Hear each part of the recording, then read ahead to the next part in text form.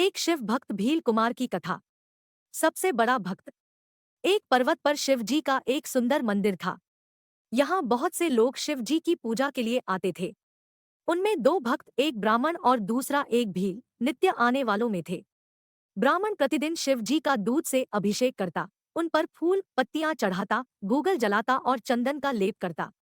भील के पास तो ये सब वस्तुएं नहीं थी, सो वह हाथी के मज्जल से शिव जी का अभिषेक करता, उन पर जंगल की फूल पत्तियां और मांस चढ़ाता और भक्ति भाव से शिव जी को पूजा करता था। एक दिन ब्राह्मण जब मंदिर गया तो उसने देखा भगवान शिव पर अपवित्र पदार्थ देखकर। ब्राह्मण को यह अच्छा नहीं लगा और तुरंत भगवान शिव से बोला, भगवान, क्या आप मुझसे असंतुष्ट है? मैं ऊंचे कुल में पैदा हुआ हूं तथा बहुमूल्य पदार्थों से आपकी पूजा करता हूं, जबकि यह भील नीच कुल से है और अपवित्र पदार्थों से आपकी उपासना करता है। ये कह के वो चला गया।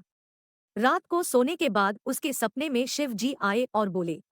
शिव जी ने कहा, ब्राह्मण, तुम ठीक कहते हो, किंतु इस भील का जितना स्नेह मुझ पर है उतना तुम्हारा नहीं।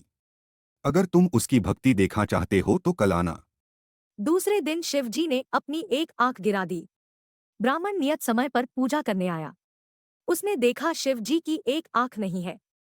पूजा करके वह अपने घर लौटने लगा। उसके बाद तभी भील आया, उसने देखा भगवान शिव की एक आंख नहीं है। उसने तुरंत चाकू से अपनी एक आंख निकली और शिवजी को लगा दी। तभी उसने देखा कि शिवजी की दूसरी आंख से भी खून बह रहा है। ये देखकर वो अपनी दूसरी आंख निकालने लगा।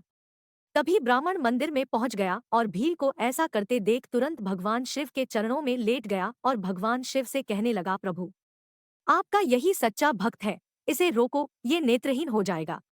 भगवान शिव प्रकट हो गए और बोले, तुमने ऐसा सोचा भी नहीं, इसलिए मैं कहता हूँ कि भील ही मेरा सच्चा भक्त है।